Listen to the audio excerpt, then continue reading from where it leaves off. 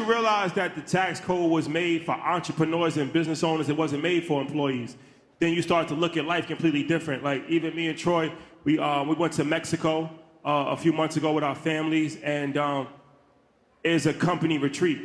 It's not a vacation. Because we in Mexico and we talking about strategy, we planning, we filming content. So what's the difference between a company retreat and a vacation? One is a write-off, one isn't.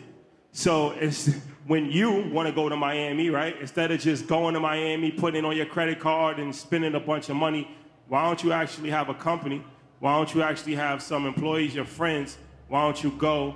Why don't you have a lunch? Why don't you meet somebody? Why don't you attend an event?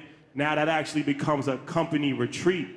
Now that becomes tax deductible. This whole thing is a game, you just gotta understand it. But once you understand it, you realize that all of these things.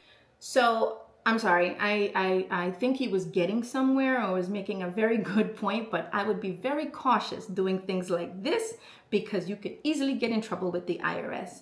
Don't take advice from other business owners. Take advice from accountants that know what they're doing. This is grounds for you to potentially get an audit because you're mixing business with pleasure. Be cautious doing things like this. And if you really want to know how to do a write-off as such, it doesn't go that way. Meet with your accountant for them to give you better advice on how to get it done.